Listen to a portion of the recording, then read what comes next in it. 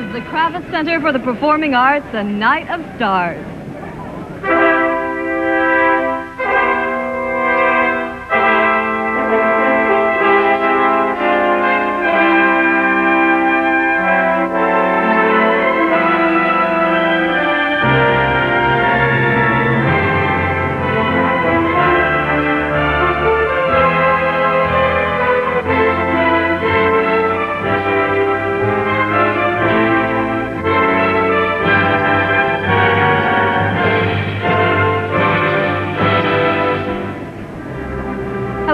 And welcome to the Raymond F. Kravis Center for the Performing Arts. Everybody around us here tonight has paid $1,000 apiece to be here, to see and to be seen. Topping the list of great stars they'll be seeing: Burt Reynolds, of course, hometown boy, jazz great Ella Fitzgerald, legendary violinist Isaac Stern, and the great Lily Tomlin. And Tim, we might want to mention that $1,000 a ticket price is kind of high, but that's because it's going to offset the cost of performances in the future, so everyone in the community can enjoy this marvelous art center. Now, in the next hour, we are going to bring you some highlights of the Night of Stars, and we'll also show you a little bit more about this Performing Arts Center, which, by the way, is located in West Palm Beach. That's where we are right now. Joining Chandra and me tonight is Liz Tirantes, who we'll hear from in just a moment, and our own Mike Anthony on the main floor of the grand lobby with his unique perspective. Mike, how you doing? Doing fine, Tim and Chandra. Thank you very much, and good evening. Prior to tonight's performance, we are in the midst of a delicious cocktail reception, and a little bit later on tonight, we'll find out what some of these people thought about tonight's performance. But before we do that, let's find out what they are looking forward to. Joining me now, Tom and Loretta Galligan. Good evening to you. Good evening to you. What do you think of this evening? Well, I think it's very exciting to have this here in Palm Beach. We're looking forward to this lovely evening, the Gala Night of Stars, Roberta Peters, Leontyne Price.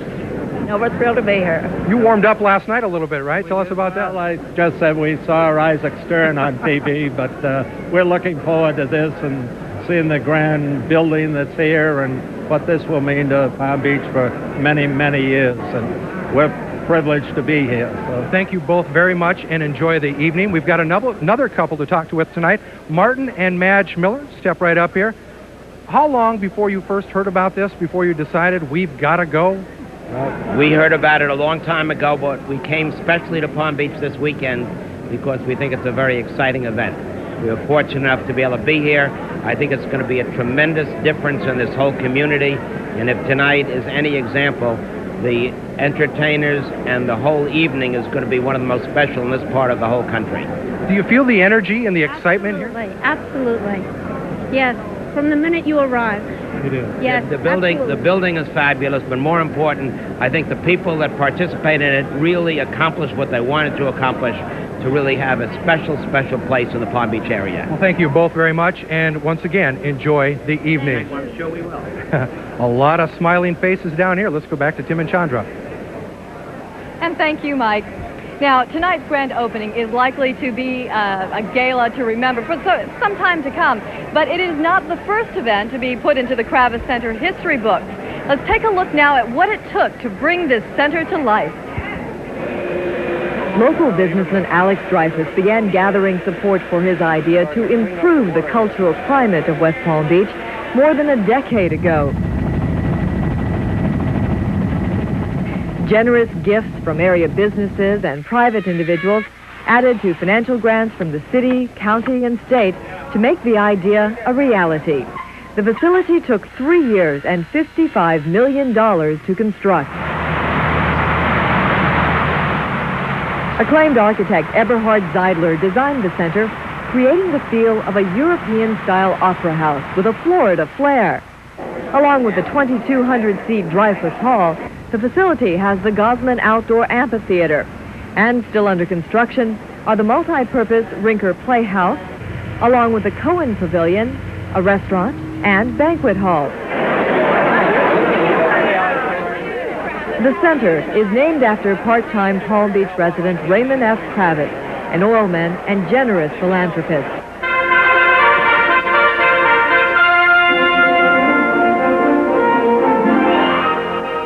The center was officially dedicated September 19th with an invitation-only performance and celebration.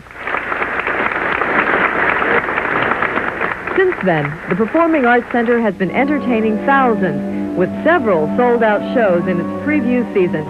The curtain goes up for its first official season in January.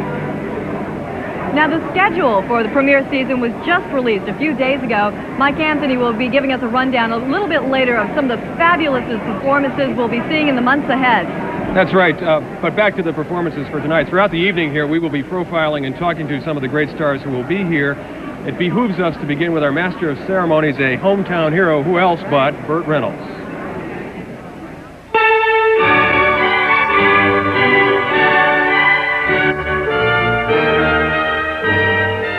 I would say it's a miracle of all miracles is that this place is paid for. Especially in a community that has not supported the arts. You can go to the Norton Art Gallery, which has one of the greatest jade collections in the world, and it's usually empty.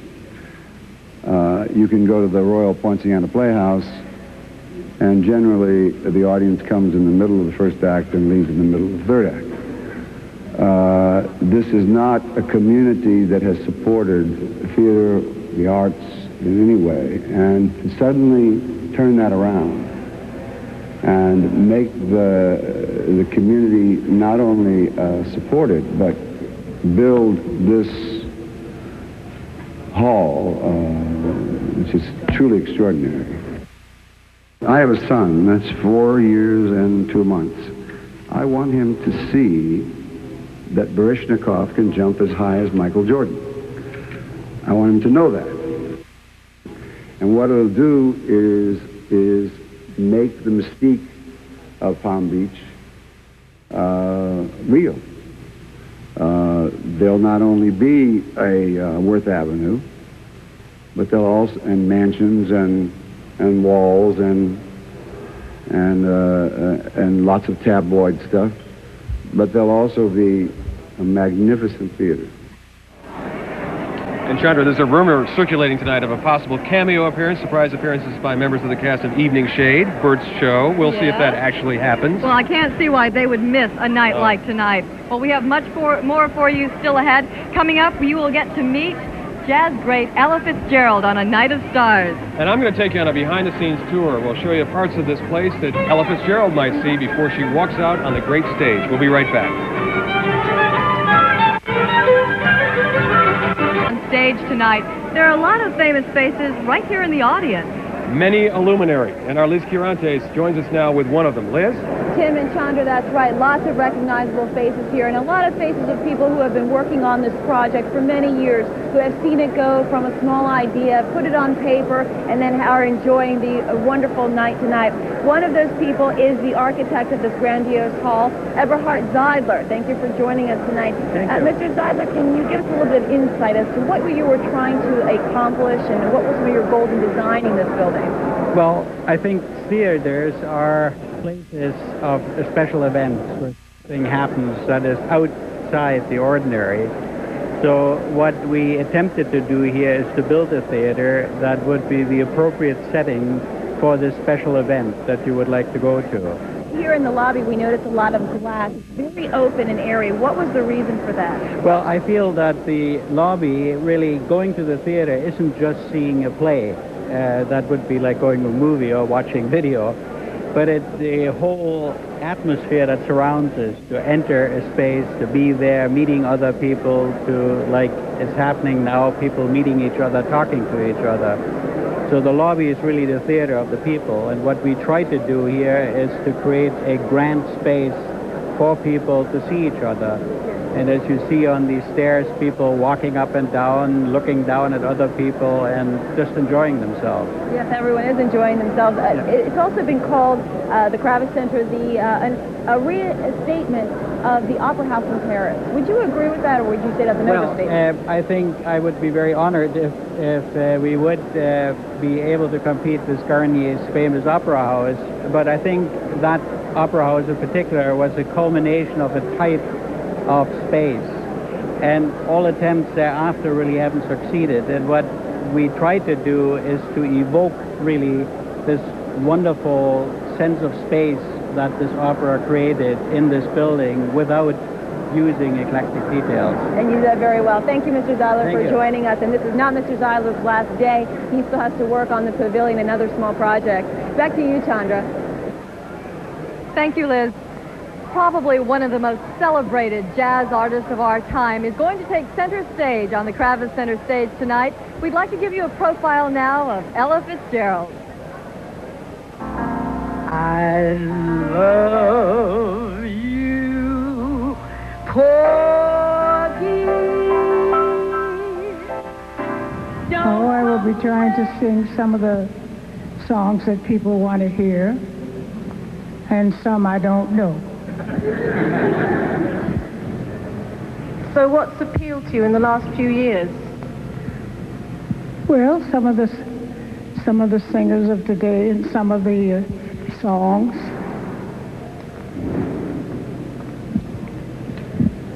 And you find one or you hear one that you think you might like, and then you try it. And if it goes over, you keep it in. How long do you propose going on for? I think as long as people want to hear me sing, and I can try to sing, I'm happy.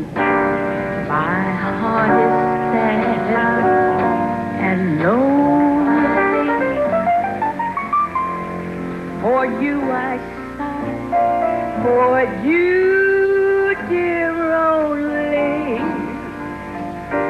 Why haven't you seen it? I'm all for you, boo. We are all getting a great look, a first-hand look at this unique venue tonight. But what's behind the ornate doors and the lush curtains that hang here? Well, I got to take a really unique tour. Picture the Kravis Center as an immense and majestic ocean liner with the riggings of a great ship, the lavish appointments in steel and brass and marble, a crew of more than 1,000. And meet the captain of this great ship of the arts, Paul Beard. He knows every single inch of the 200,000 square foot vehicle to the arts.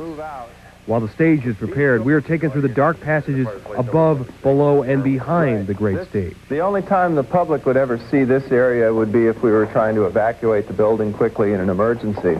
But this is basically an area that crosses into the technical space. It becomes clear very quickly on this tour there's more behind the scenes than there is in public space. From the stage, a sound test is made. Check 1, 2, 1, 2. Testing 1, 2. High above, a sophisticated soundboard takes in the critical acoustic levels. Even higher above the stage, the dome that covers the huge audience seating area. We're now above the dome. And this mesh, this steel mesh that you see in front of us, is acoustically transparent but visually opaque from below. So when the audience way down in the seats looks up and sees this mesh, their eye will read this as a void. If anyone cares, these are 2,000-watt xenon spotlights. Performers care. This is the hot spotlight they want. This is exactly right. And so when you visualize Ella Fitzgerald walking out on the stage, visualize her bathed in this pure white light from these spotlights. And visualize stagehands preparing this microphone for Ella Fitzgerald as she waits in the green room. It's not really green, for the curtain to go up. This is the green room, and most of the cast and stars would come into the green room. This is an area where a group of performers can assemble, where they can relax before a performance. A good many of our dressing rooms actually have windows that allow you to see outside. You can see the nice sunny Florida weather. But the real goal is to keep as much of the sunlight and sound outside, much like a great ship. By the way, that we just walked through is what's known as a sound and light lock. And all the entrances to the theater, whether it's an entrance that the public uses or an entrance used by performers as this one, have two doors. Has very dry acoustics so that there's no reverberation in here. Sometimes 3 shows, an opera, a dance troupe, a rock band, are moving in and out of the Kravis Center simultaneously. You would wonder why a theater would need 4 doors. It's very nice to be able to load one show in while you're... This would be the Kravis equivalent to the engine room. What are we looking at here? This is part of the air conditioning system. We're surrounded by huge ducts which carry cooled air into the lobby. Volume, but at very low velocity so that they're quiet for acoustical purposes. And what's the first thing? And the engines are driven by ticket sales. In the bowels of the great ship Kravis, the phones are ringing for reservations to a very impressive list of upcoming events. You know, there's so much more to this than meets the eye. If you ever get a chance, get backstage. It looks fascinating. Incredible. There are a lot of secret rooms back there. Lots of secret rooms and passageways. You know, interspersed with all the paying guests tonight is the world press, and lots of them. Quite a few of them here. They're going to get to see the performance tonight. They're going to spend some time in Palm Beach County as well. And in a moment, we'll show you why they're here and what the excitement is all about. The Kravis Center for the Performing Arts, A Night of Stars, continues.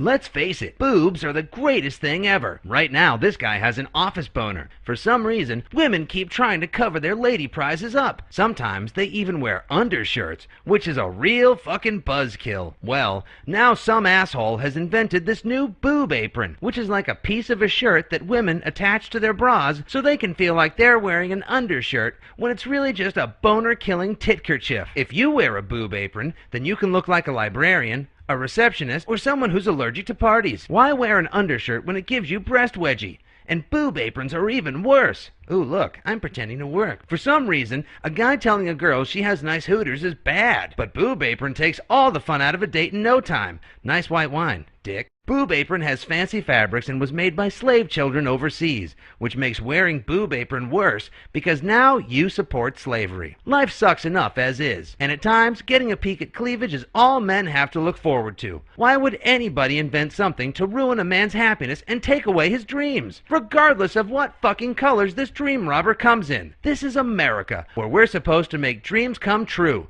not take them away with a fucking fun bag napkin. Wouldn't this fake job be better if these girls could see each other's cleavage and kiss? Hey, hop on the phone now, and you can double the buzzkill factor and get twice as many boob aprons as before for the same price. Whoop-de-fucking-do! Boob apron. Worst fucking invention ever.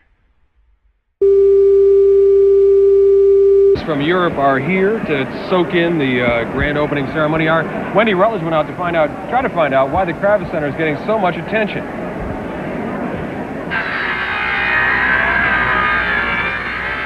Since groundbreaking and the beginning of construction,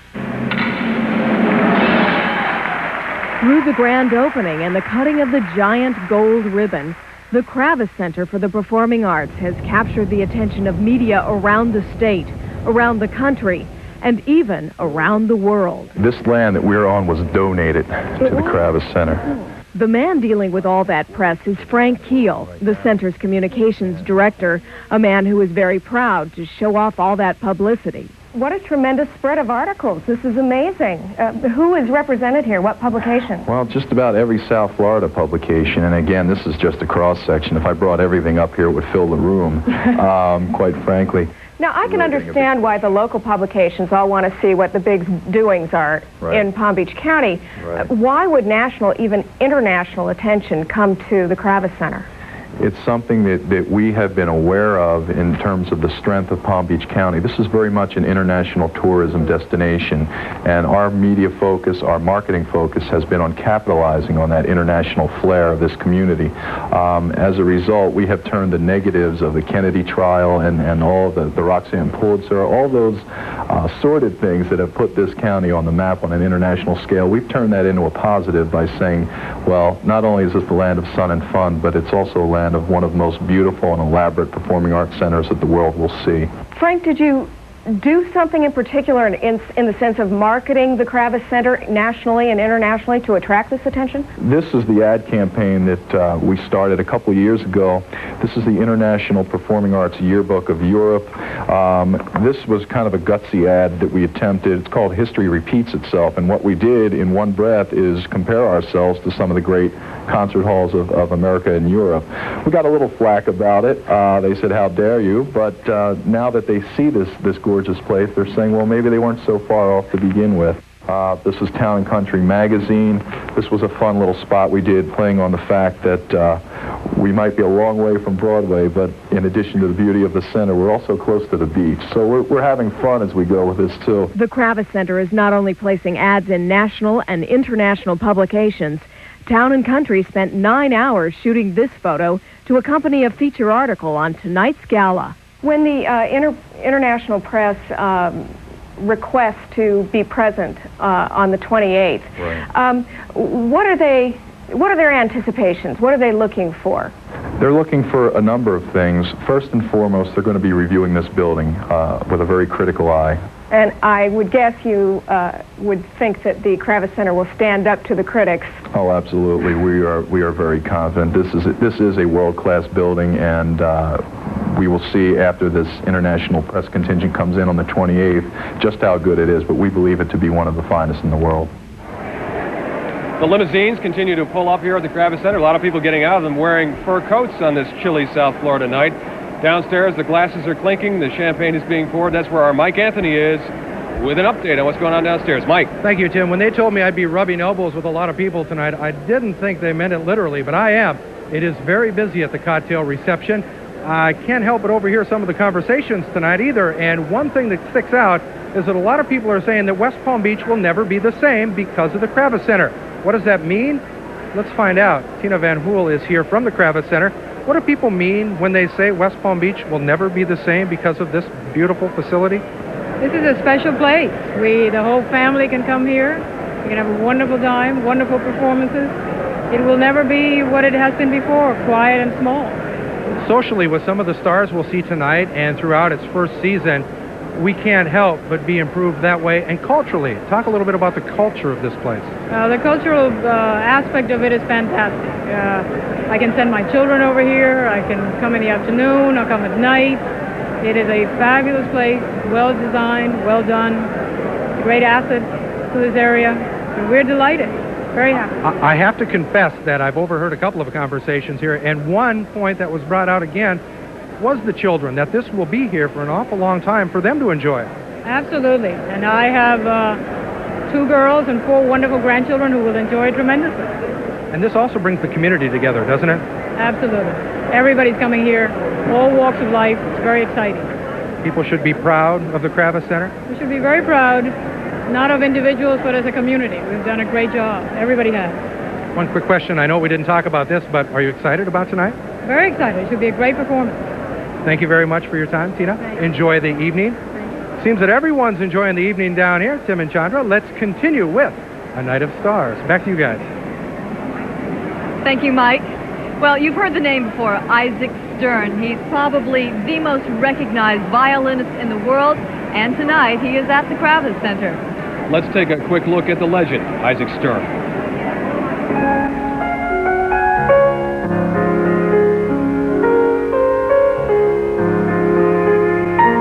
The first time I really heard it in this setup, I was here in its pre-finished stage, was this afternoon listening to Leontyne Price, and this wonderful velvet richness and clarity of her voice came through so marvelously. It was so heartening, so beautiful, because one felt the enlargement of that a good hall gives to sound, and yet you could hear the natural sound as if you were next to her from deep in the auditorium, deep in the room.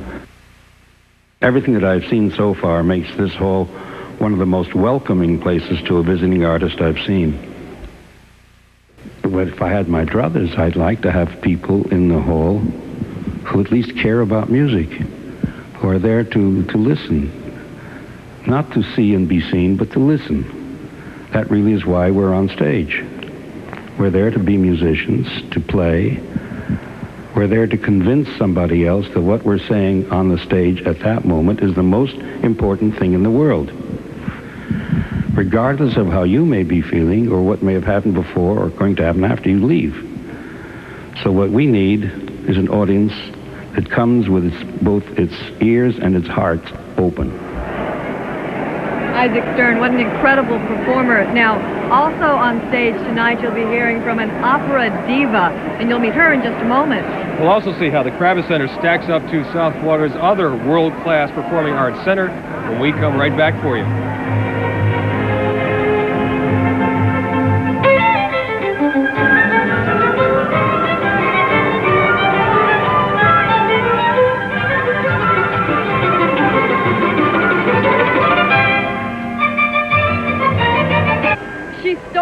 Show at the Metropolitan Opera when she made a surprise performance as Zerlina in Mozart's Don Giovanni.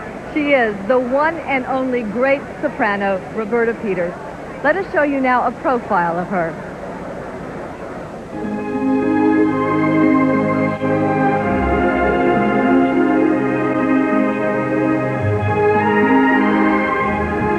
I've sung in Palm Beach many years. And we've always had to contend with a type of an arena theater. We desperately needed this Kravis Center. Artists need a chance to express themselves and not to have to think about the venue, about where they are, to be able to concentrate. And when you're in a theater like the Kravis Center, you can do that.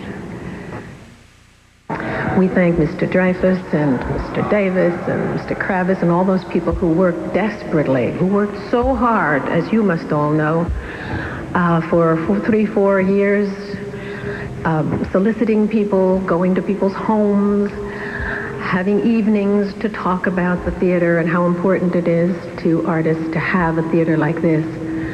And we feel it's going to be just a fabulous thing for Palm Beach, and also nationally and internationally.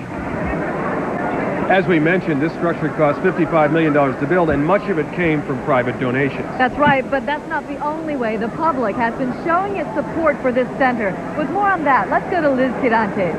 Thanks, Chandra and Tim. Lots of smiling faces here tonight, and many of those smiling faces belong to the volunteers who work here. You may not know this, but the Kravis Center has the largest volunteer corps out of any performing arts center in the United States.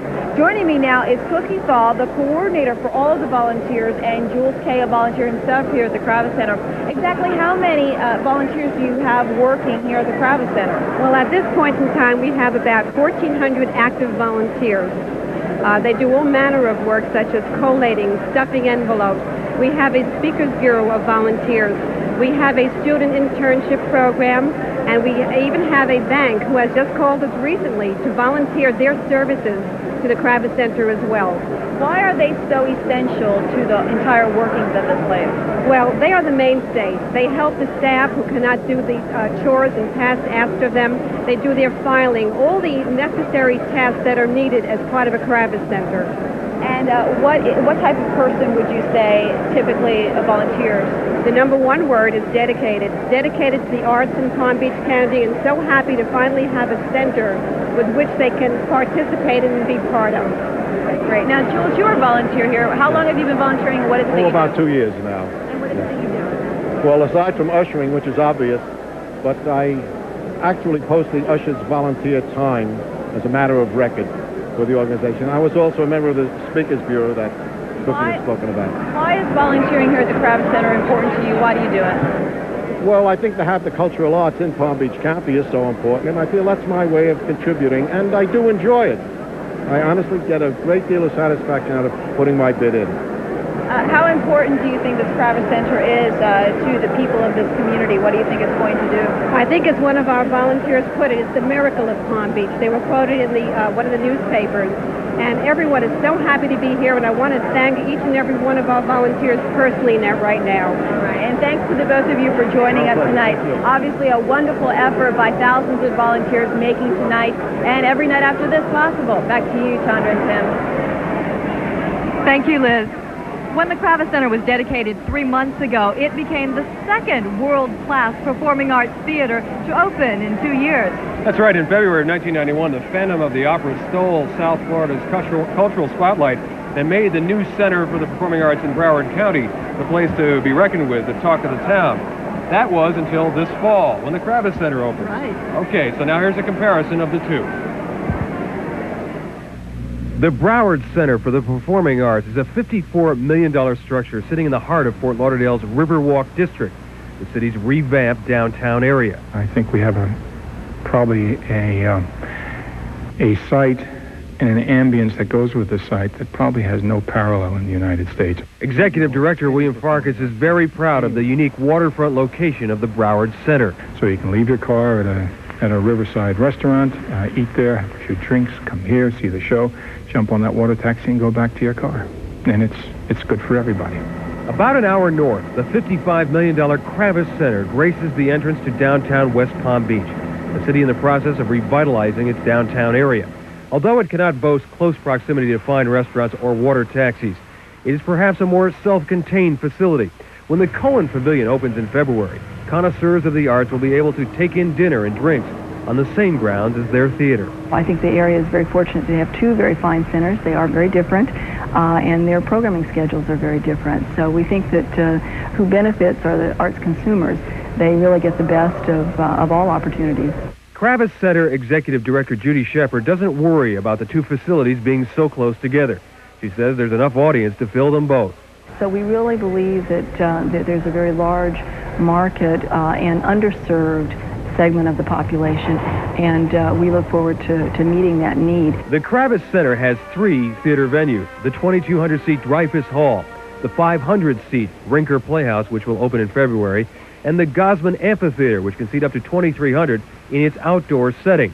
The Broward Center has 2 stages. The smaller Amaturo Theater has 595 seats. Broward's main hall, the Oronay Theater, seats 2,700. That's 500 more than the main theater at the Kravis Center. It's very comfortable to know that you have 2,700 seats against which to amortize the cost of a show. And when people like Cameron McIntosh cast about for a place in which to play their big mega productions, I would think the bigger the hall, the more the gross revenue potential, and the more attractive it becomes as a business proposition. It's just plain arithmetic. One factor that is not so comfortable for the Broward Center is its $10 million construction debt. The center's board of directors has made it their #1 priority to raise more contributions or public dollars to get out of debt. But for now, the center levies a $2 a ticket surcharge to pay for the interest. The Kravis Center, on the other hand, was able to open debt-free. In fact, the center has a $4 million endowment fund tucked away to be used to underwrite future performances. As for scheduling, both directors admit a good working relationship will have to develop to best serve the audience and keep the theaters making money. We certainly hope that they're going to visit both halls. We think both halls have a lot to offer. Our hall is, we believe it's just the jewel of downtown West Palm Beach, and we want to encourage them to come. We believe that once they come and try this hall, they're going to love it, and they'll be back many times. You know, Chandra, they're both wonderful facilities. South Florida, very lucky to have both of them. Absolutely. That means we'll be bringing more great names to South Florida. Right. Now, still ahead on this Night of Stars, we'll show you what it takes to bring an event like this to the stage. And we'll have a delightful talk with comedian great Lily Tomlin. We'll be right back.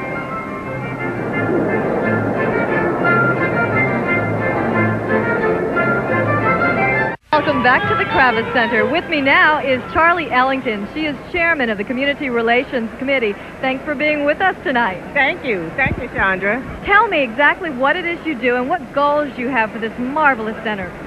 Well, in the first place, we are the eyes and ears for the Kravis Center. We are the advocacy group. We are to identify places that they do not know about and to let them know different communities that are not being served. So that is really our role. So you're here to see that everybody in our community gets to enjoy this facility. We are here to see that everybody enjoys the facility. That's right. Now, I know you have an educational background, and I know that bringing the arts to children is one of the special things you hold close to your heart. Yes, indeed. We are so proud that last week we brought a busload of children from the Glade to the Kravis Center, and we brought some children from Delray to the Kravis Center. And so now we are thinking about bringing other kids from all over the county to our Kravis Center, because I know that there is a void in their lives, and we intend to replace that void. So that means you're quite active going out into the community and finding out children and groups who may need the arts and who are lacking them right now. Not really, Sandra. It so happens that the Community Relations Committee is comprised of people who belong to certain organizations, just about every organization, and they can identify and they know about these kids and they bring them to us. We have about 40 kids that are going for every performance that is done here at the Kravis Center. Oh my goodness. So tell us very quickly about some of the upcoming things the committee has on tap. Well, first of all, we're going to see that what was it? First of all, we are checking to see that the blacks are really identified and have a place here in the community. And well, we have a number of black artists on tap in the coming season, and we're going to be hearing about them in just a moment. In fact, Mike Anthony is downstairs in the grand lobby, and we are going to go to him and find out about the 1993 season. Mike? Chandra, it's exciting. With the grand opening festival called the Night of Stars, it's certainly appropriate to call its inaugural year the Season of Stars. The assembly of talent secured by the Kravis Center for this upcoming season is anything short of great.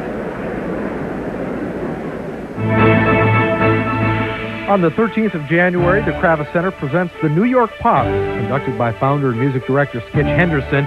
The Wednesday night performance begins at 8. Then, 2 weeks later, on the 29th, the Vienna Boys Choir, easily the most popular choir to tour America, makes the Kravis Center their home for a night.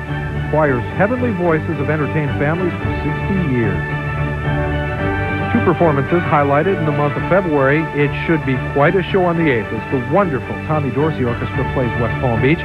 If you plan on attending that night, bring the lawn chairs and picnic baskets. And on Thursday, the 18th, 1 performance by the Andre Previn Trio. Feel free to tap your feet to their inspired brand of jazz. 4 performances to tell you about coming in March. On the 1st, a daring different on stage as the Chinese Golden Dragon acrobats and magicians perform. And on the following night, look who's here. The wonderful Liza Minnelli graces the Kravis stage.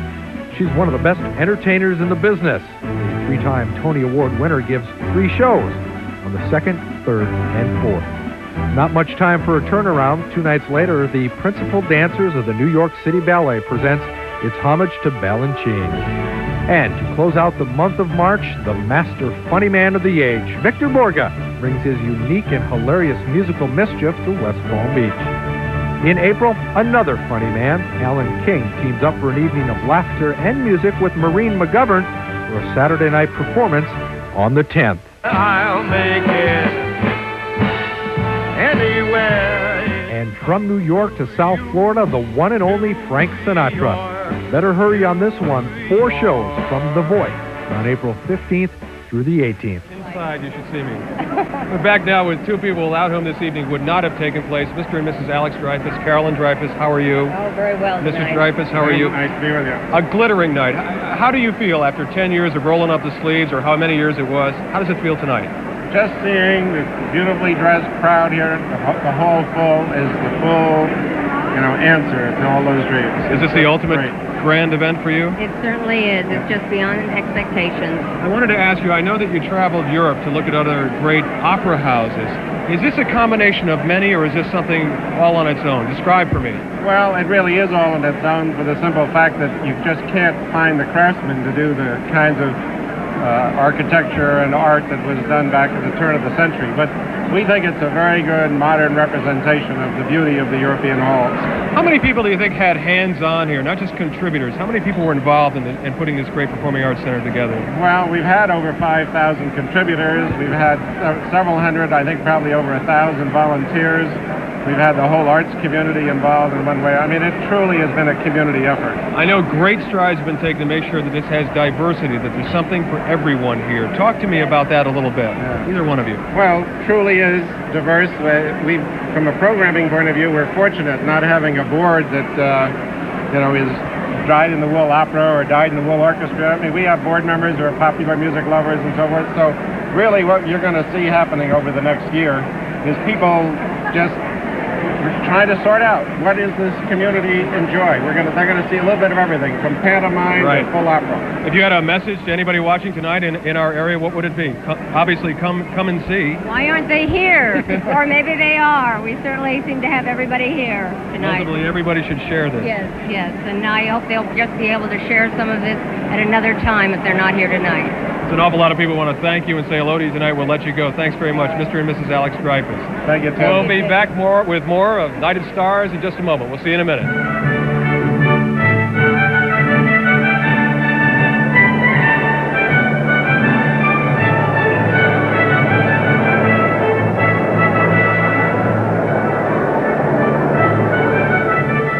With a touch.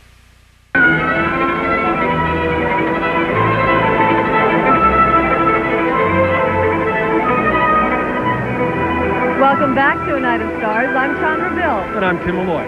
A lot of great entertainment to look forward to. We've been giving you a sneak peek at some of the stars on stage tonight, and one of them, a true classic funny woman, Lily Tomlin.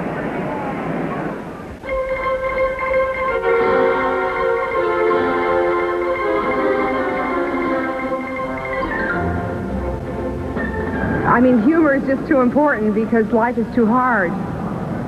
You know, and you can only do so much smiling unless there's something genuine, unless it's like if it doesn't come from some inner twinkle or inner glow. If it's outer twinkle and outer glow or pasted on glow or whatever it is, humor is the only thing that really sort of saves us. It improves the shelf life of your sanity, as someone once said. I think it was me.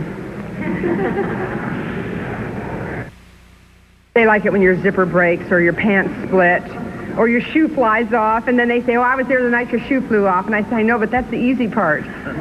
You know, and they never forget that part. This center is named after Raymond F. Kravis. Mr. Kravis made his fortune in the oil business in Tulsa, Oklahoma. He now spends most of his winters here in Palm Beach. Along with his generous donations, he has helped raise millions of dollars to build this facility.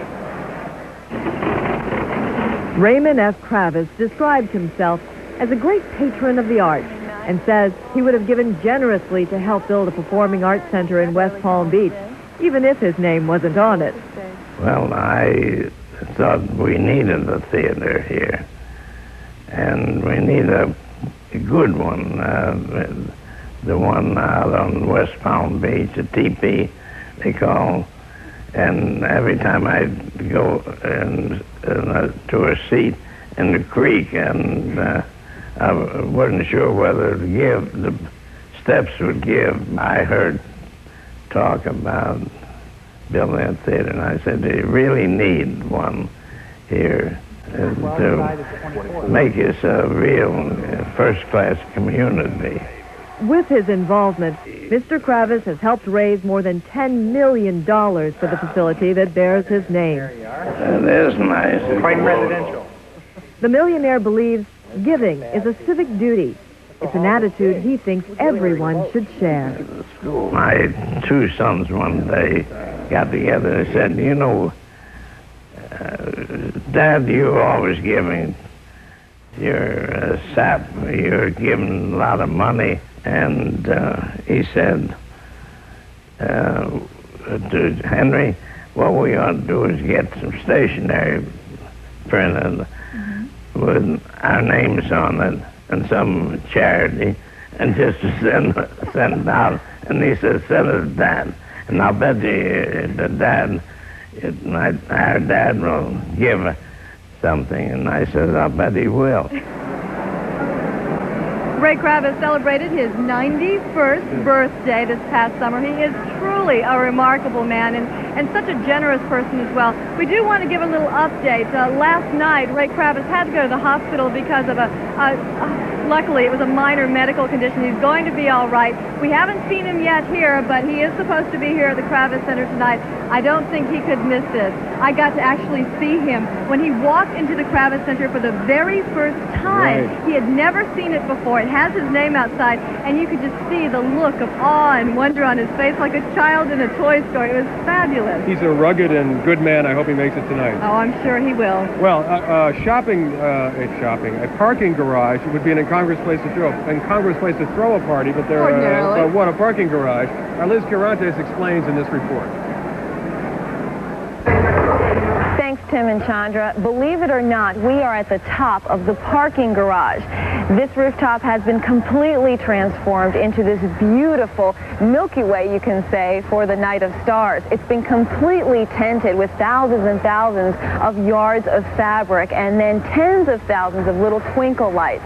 Even the floor that I'm walking on, which is usually cement, has been covered with wooden planks, and then that has been covered with green carpeting.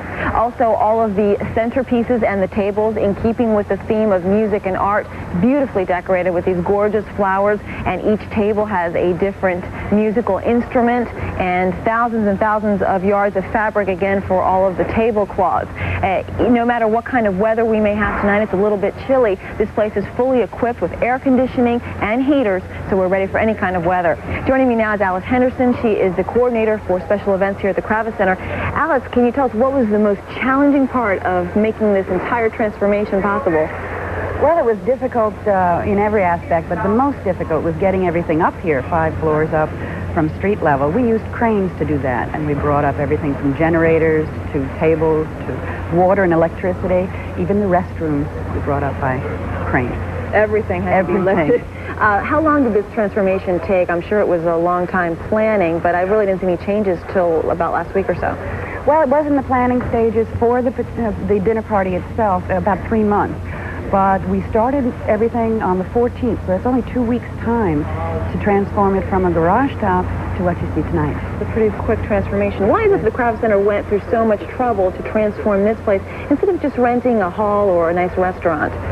Well, I think we felt that it's the grand opening of the Kravis Center, and we wanted not only to have the cocktail reception here, the performance here, but we wanted to encase the entire evening in the Kravis Center. We also have a great many people coming this evening, and we thought that the perfect place would be somewhere on the grounds, and this afforded us the space we needed. We have time for one quick question. I'm sure everyone's wondering, for $1,000 a person, what will they be eating tonight?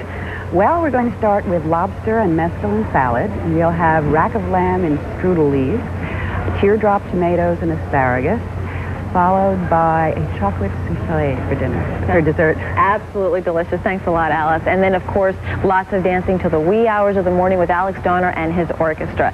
Tim and Chandra, back to you. You know, I don't think Palm Beach County has ever had quite a glittering night, and it's really just beginning. I think you're absolutely right. This has certainly got to be the starting point of the social season for South Florida, and what a grand way to do it. Let's take a look now at what's going on behind us. We just have to show you for a moment. This is the grand lobby, and I think grand is an appropriate adjective. That's for sure. The staircase that goes all the way up into the next tier, into one of the balcony seats. It is just fabulous. People here drinking champagne. Lots of champagne. Sipping champagne, having caviar, smoked salmon. Oh, it looks good. They did not spare any expense tonight to really show South Florida what a grand facility this is. And, of course, the performers here tonight are incredible. Amazing. We've only had time to highlight a few of the performers. Also here tonight on stage, the Florida Philharmonic Orchestra, right. the great singer Roberta Peters, Broadway star Faith Prince, and the Alvin Ailey American Dance Theater. Quite a lineup. And we mentioned, of course, Isaac Stern, Lily Tomlin, a lot of famous faces in the audience as well. Certainly a night to remember. It is really a night of stars, and what a great way to celebrate the grand opening of the Kravis Center for the Performing Arts. We thank you for joining us tonight. It's been fun. Good night, everybody.